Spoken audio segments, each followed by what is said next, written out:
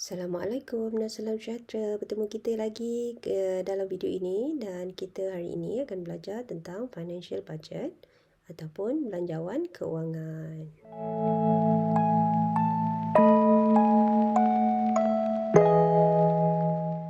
Baiklah, kita akan lihat dulu dan kita akan patah balik pada video sebelum ni, iaitu tentang master budget, di mana master budget sebenarnya terdiri daripada dua belanjawan, iaitu operating budget dan financial budget. Okey, kita dah cerita pasal operating budget kan pada video lepas, dan hari ini kita akan fokus tentang financial budget.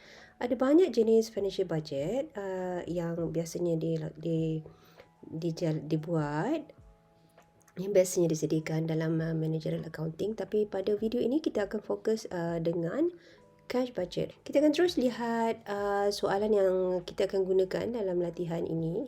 Pelajar-pelajar sekalian boleh download soalan di dalam di bahagian di bahagian description yang saya dah bagi link. Okey, jadi kita akan buat sama-sama soalan ini. Kita dapat soalannya panjang. Okey, yang ni lepas tu lagi sambung lagi yang ni.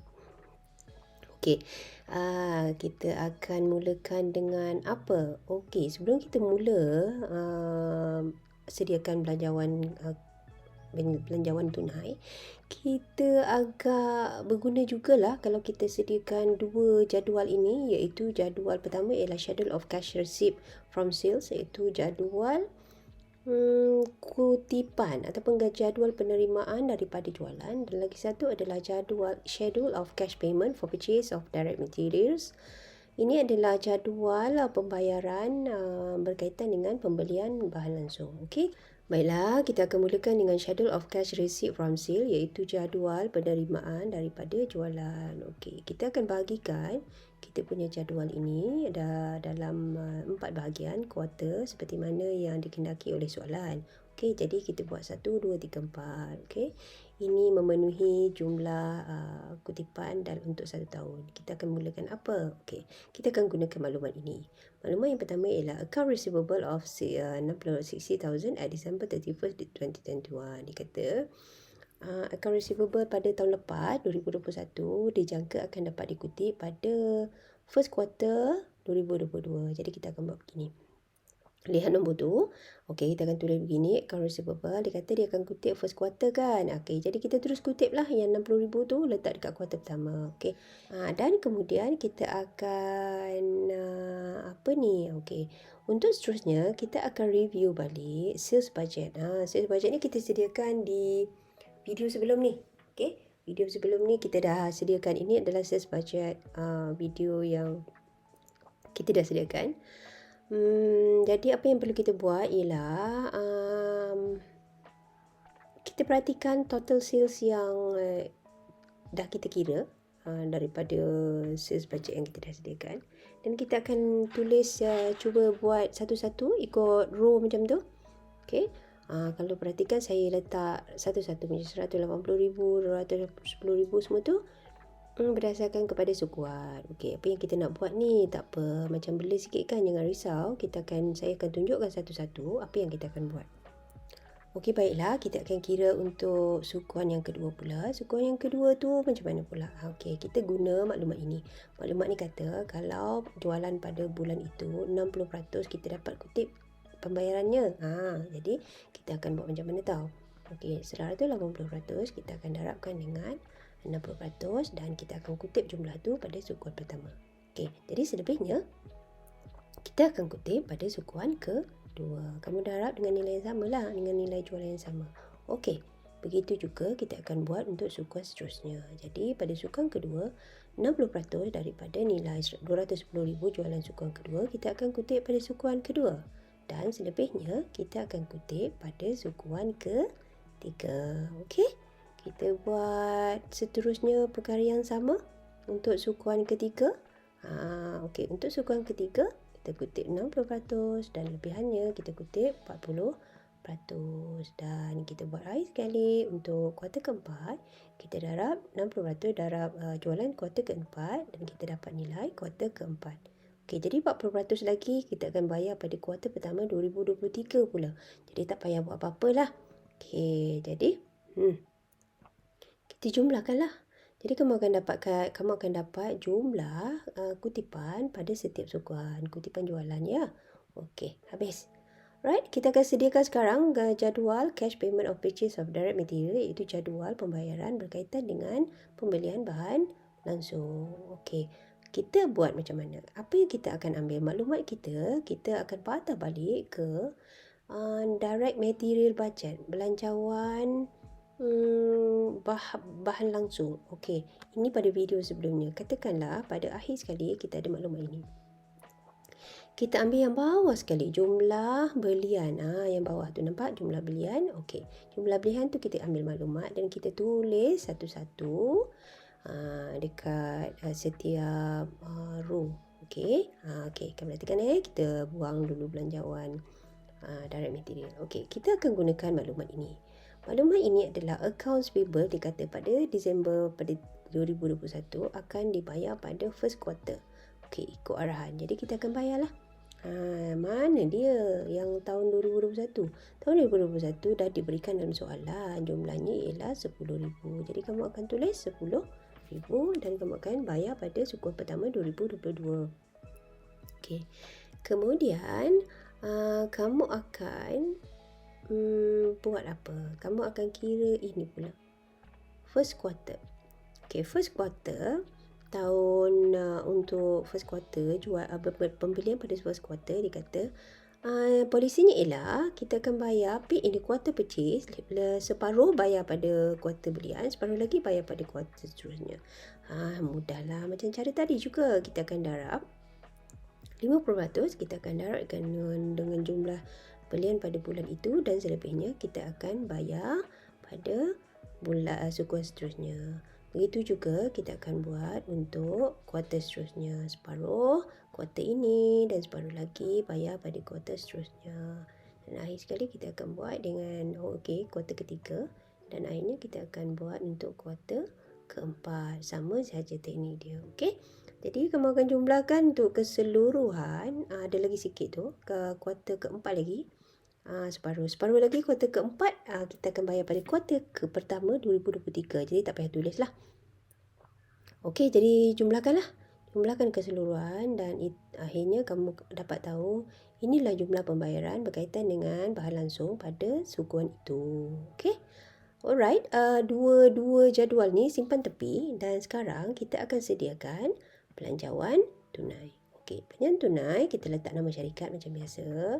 Lepas tu dia kata ikut tempoh, jangan lupa for the year ended 31st December 2022.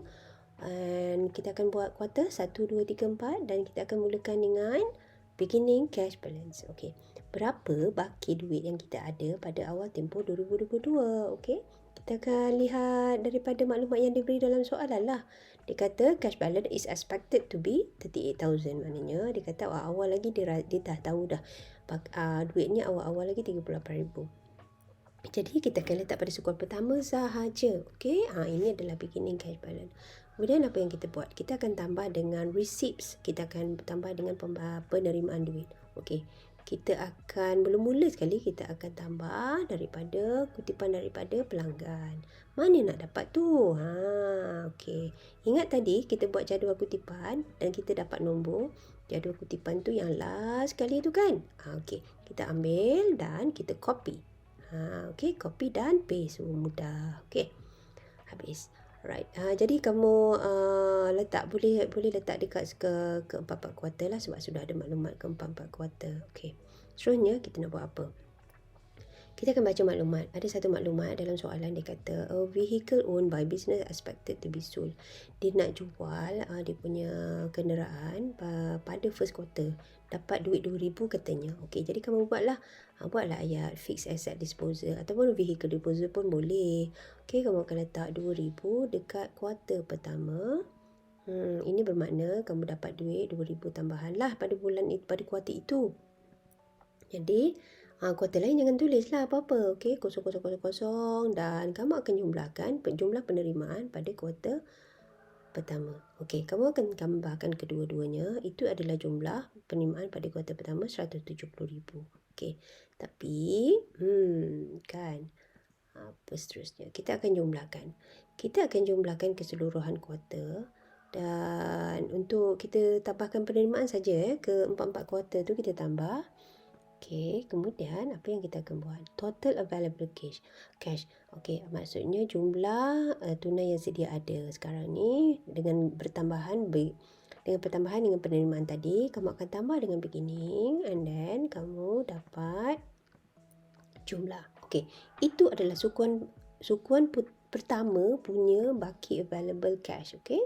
Jadi kita tak akan pergi ke dua sebab kita akan habiskan sukuan satu. Okey, disbursement. Kita akan tolak disbursement. Disbursement ni adalah duit pengeluaran, duit yang keluar. Okey. Kita akan minta maaf. Kita akan tolak dengan direct material tu apa? Sebenarnya yang tadi. Kita beli direct material kan. Lepas tu kita akhir sekali kat bawah tu kita dapat total payment dan kita tahu pada sukuan berapa-berapa kita bayar berapa-berapa kan. Okey, jadi itulah nilai dia. Kamu akan ambil semua nilai tu dan kamu akan copy paste dekat setiap kuartal. Okey, habis. Macam tu. Okey. Jadi kita akan lihat ada tak lagi maklumat lain yang kita nak gunakan. Kalau ada tak lagi duit keluar. Lihatlah dalam soalan. Dalam soalan ada ayat kata okey, dia kalau jangan lupa kalau dalam soalan tak ada sebut. Kalau dalam soalan tak ada sebut pun kita kena ingat kita ada bayar direct labor kan. Dan mana nak ambil? Kita ambil daripada direct labor budget. Okey. Kita akan ambil mana direct labor cost? Sebab dalam soalan tu dia kata pembayaran berkaitan dengan direct labor bayar terus semua. Kamu ambil semua kan? Nampak tu? Ambil semua. Dia kata direct labor 100% is paid in the quarter incurred. Semua dia bayar pada tempoh itu. Jadi kamu akan copy dan paste kan kat bawah tu. Senang. Okey. Habis. So apa lagi maklumat? Kita akan buat apa lagi? Manufacturing overhead katanya. Kita lihat maklumat manufacturing overhead. Kita ambil maklumat total overhead bawah sekali tapi jangan lupa. Ini benda penting. Kita kena buang nilai depreciation yang kita dah kira masa kita kira manufacturing overhead. Okey, kerana depreciation ataupun susut nilai tidak sebenarnya hanyalah nilai bayangan, nilai ilusi kita saja. Dia tidak ada kaitan dengan duit keluar dan masuk. Jadi, tidak betul lah kalau kita masukkan susut nilai. Jadi, kita kena tolak. Okey?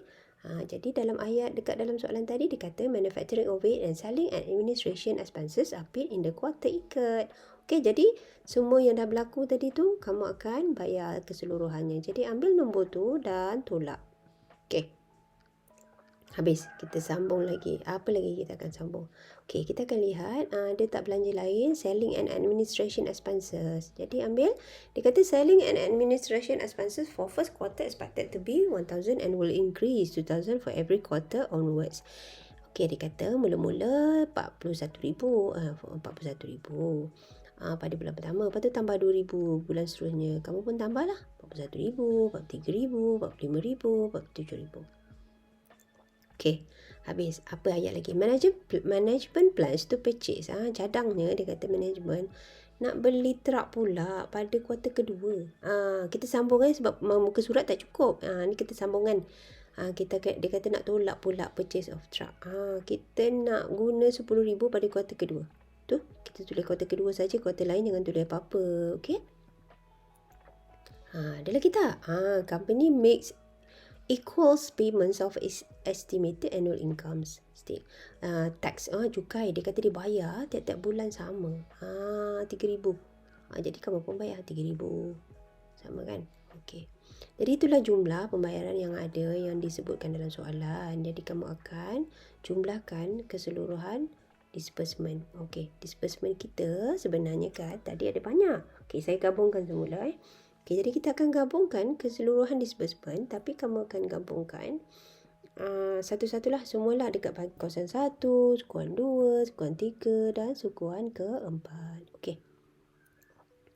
Saya akan ambil bahagian atas sedikit daripada belanjawan. Belanjawan ni sebenarnya banyak dan besar. Jadi saya cuba besarkan pandangan kamu ni. Jadi ada beberapa benda yang tidak nampak. Tapi tak apa, yang penting kita nampak. Sila lihat kat first quarter. Quarter pertama, saya ambil yang atas dia adalah total available cash. Jumlah wang yang ada, yang kita dah kira tadi. Kita akan tolakkan dengan jumlah pembayaran. Okey? Jadi kamu akan dapat 26,100 itu kalau kamu dapat positif, maknanya dia excess, lebihan. Okey, tengok dekat tepi tu kita ada tulis excess.